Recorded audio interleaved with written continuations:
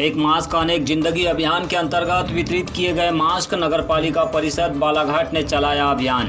राज्य मंत्री रामकिशोर कावरे ने किया खैरी नहर का निरीक्षण, किसानों के साथ अधिकारियों को दी समझाइश। और कलेक्टर ने कोरोना संक्रमण से संबंधित जानकारी के लिए पत्रकारों से की विस्तृत चर्चा। अब तक संक्रमितों और उनके संपर्क में आए मरीजों के बारे में दी जानकारी। वैनगंगा नदी के गायखुरी घाट में मंगलवार की सुबह मछुआरा मेहतर सिंह, जिसकी उम्र 50 साल है, पानी के तेज बहाव में बह गया।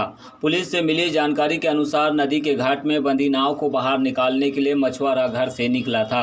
नदी में पानी का बहाव तेज होने से उसका पैर फिसला और नदी के बहाव में वह बह गया। नयगांव पुलिस, होमगार्ड और SDERF की टीम मछुआरे की पानी में तलाश कर रही है। नदी में पानी का जल स्तर अधिक होने से टीम को खोजबीन करने में दिक्कतें हो रही है। की मेहतर मेसराम पिता दयाराम मेसराम निवासी गोगलई का वैनगंगा नदी गायखुरी घाट पर टापू पर बंधी अपनी नाव को खोलने के लिए सुबह आया था। नदी में पानी ज़्यादा होने की वजह से पैर फिसला और वो बह गया, जिसकी रेस्क्यू टीम आई हुई है और अब सब मिलकर खोज रहे हैं उसकी। अभी तक कोई पता नहीं चला, इसकी खोजबीन जारी है। सर एक्चुअल में काम क्या करता था? ये मछली पकड़ने का काम करता था, मछुआरा था।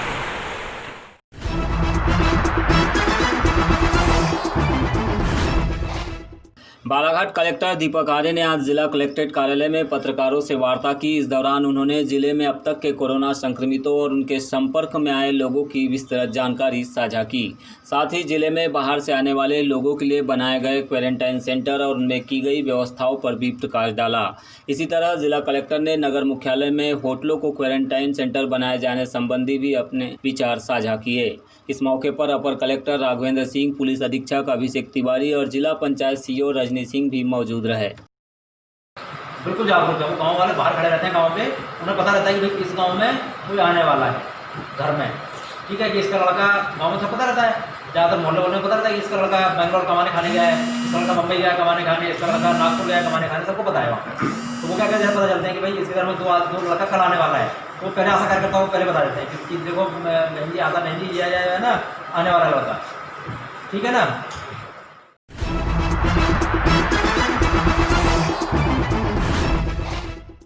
आयुष एवं जल संसाधन राज्य मंत्री रामकिशोर कावरे ने आज खैरी वितरक नहर का आकस्मिक निरीक्षण किया। इस दौरान लोगों ने उनके साथ मुलाकात की और अपनी समस्याओं से भी अवगत कराया। नहर की स्थिति का अवलोकन करने के बाद अधिकारियों को तात्कालिक व्यवस्थाओं के लिए उन्होंने निर्देशित भी किया। उन्होंने निरीक्षण के दौरान किसानों को समझाइश देते हुए व्यक्तिगत फायदे के लिए नहर को नहीं काटने की बात कही और जल संसाधन के इंजीनियरों को समझाइश देकर उन्हें कड़े शब्दों में किसानों की समस्याओं का त्वरित समाधान करने पर जोर दिया। रामकिशोर कावरे ने कहा कि अधिकारियों की पहली गलती को मैं माफ़ करता हूं, पर बार बार ऐसी ही गलतियां होगी तो मैं निश्चित ही कड़ी कार्रवाई के लिए आदेशित करूंगा। लोगों को भी उन्होंने आपसी सलाह मशविरे के साथ समस्या का समाधान निकालने पर जोर दिया। इस मौके पर क्षेत्र के किसान और जल संसाधन के सब इंजीनियर और इंजीनियर भी मौजूद रहे। कावरे ने करीब 5 किलोमीटर पैदल चलकर नहर का निरीक्षण किया और उचित रखरखाव के लिए आदेशित भी किया। खैरी वितरक नहर का मैंने आकस्मिक निरीक्षण किया, क्योंकि काफ़ी दिनों से हमारे किसान भाइयों का मुझे फ़ोन पे दूरभाष पे शिकायतें प्राप्त हो रही थी कि उनके खेत में पानी नहीं पहुंच पा रहा है। हमारा टेल वाला जो एरिया है वहां तक पानी नहीं पहुंच पा रहा है। मैंने अपने किसानों से जानने का प्रयास किया कि क्या कारण है, परंतु किसान के द्वारा जो जानकारी मुझे प्राप्त होती थी और जब मैं अधिकारियों से चर्चा करता था, ये दोनों में भिन्नता प्राप्त मुझे हुई जानकारी। उसके कारण मैं स्वतः इस बात को स्वीकार किया कि मुझे ही नहर पे जाना चाहिए। मैं जल संसाधन विभाग के दायित्व का भी निर्वहन कर रहा हूँ, तो मुझे स्वयं को जाकर यथा स्थिति को देखना चाहिए और जनता की जो समस्या है उसका समाधान करना चाहिए। मैंने इरिगेशन के सभी अधिकारी, AC से लेके एग्जीक्यूटिव इंजीनियर से लेके SDO सब इंजीनियर अमीन तक के, ये सारे के सारे अधिकारियों के साथ में और हमारे किसान भाइयों के साथ में मैंने लगभग 5 किलोमीटर नहर पर चलकर नहर की स्थिति को देखा, उसमें क्या सुधार हो सकता है मैंने अधिकारियों को निर्देश दिया। क्या हम तत्कालीन व्यवस्था कर सकते हैं, उस व्यवस्था को भी मैंने हमारे अधिकारियों को निर्देश देकर मैंने अतिशीघ्र कराने के लिए कहा है। मैंने किसान भाइयों से भी आग्रह किया है कि जहाँ पर नहर को वो काट देते हैं तो नहर को ना काटे। जो समस्या है कैसे आपके खेत में पानी पहुँच जाए उसकी चिंता हम सब लोग करें, क्योंकि अगर अपन नहर काटेंगे तो एक किसान खुश हो सकता है, लेकिन 50 किसान हमारे कहीं ना कहीं नाराज़ हो सकता है, उनके खेती तक के पानी नहीं पहुंच पाएगा। इसलिए सारी चीज़ों को मैंने फील्ड पर आकर उस स्थान पर आकर करने की कोशिश किया है। जो कुछ इसमें मैंने कमी देखा है उसको सुधार करूंगा। अधिकारियों को भी मैंने निर्देश दिया कि एक बार स्वयं भी फील्ड में चला करें। जब आज हमारा एग्जीक्यूटिव इंजीनियर हमारे एसी इस रास्ते से पैदल देखें तो उनके मन में भी आया होगा कि ये जो कमियां है इसको हम सब लोगों को मिलकर ठीक करना चाहिए। उनका नीचे का अमला भी ठीक करेगा। अन्यथा फिर पहली बार हमने समझाइश किया है, दूसरी बार जब अगर हम गलती पकड़ेंगे या दूसरी बार निर्देशों का पालन नहीं होगा तो दंडात्मक कार्रवाई करेंगे, कड़ी कार्रवाई करेंगे। और मैं तो करता ही हूँ कड़ी कार्रवाई। एक बार मैं मनुष्य हूँ, सभी लोग मनुष्य हैं, एक बार मनुष्य को समझाना चाहिए, गलतियाँ हो जाती है, लेकिन जानबूझकर कोई अगर गलती करेगा तो उसको बख्शा नहीं जाएगा।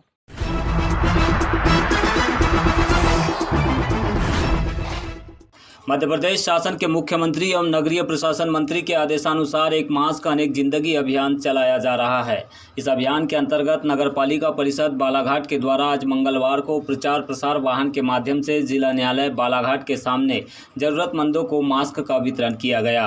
इस कार्यक्रम में मुख्य नगरपालिका अधिकारी दिनेश बागमारे, स्वास्थ्य शाखा प्रभारी मयूर वहाने, स्वास्थ्य निरीक्षक श्रीमती धनवंती नगपुरे, स्वच्छता पर्यवेक्षक श्रीमती यामिनी डहरवाल और स्वास्थ्य शाखा के कर्मचारी मौजूद रहे।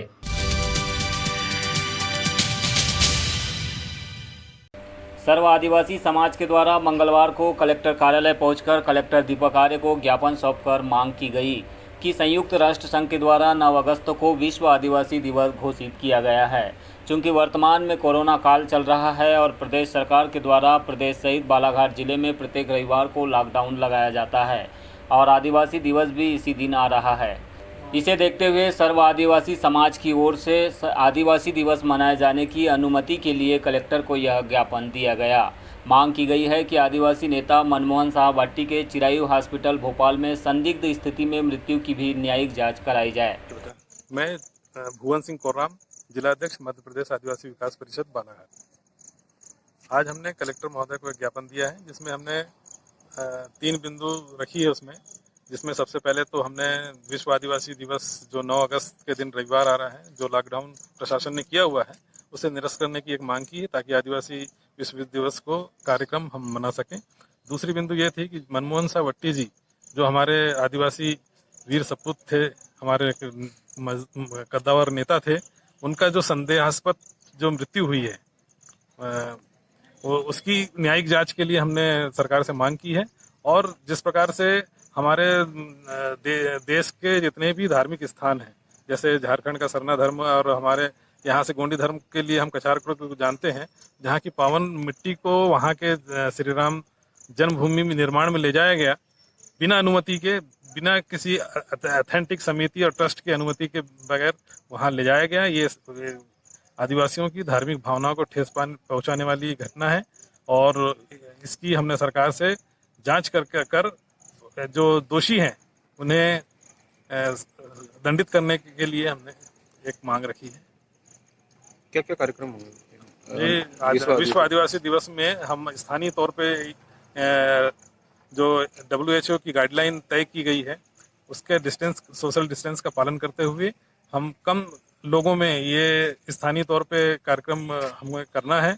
और हमने उस दिन अस्पताल में फ्रूट वितरण और जो सार्वजनिक जगह जो है वहाँ पे पौधे रोपण के लिए और सार्वजनिक जगह पे मास्क वितरण का हमने कार्यक्रम रखे हैं। और इसी प्रकार हमने सभी जिले के आदिवासी बंधुओं को एक संदेश दिया है कि अपने अपने घरों में जिस प्रकार से हम त्यौहार को मनाते हैं उस तरह से वो अपने घरों में त्यौहार मनाएं और अपने घर में दीपक जलाकर इसे आनंद लें।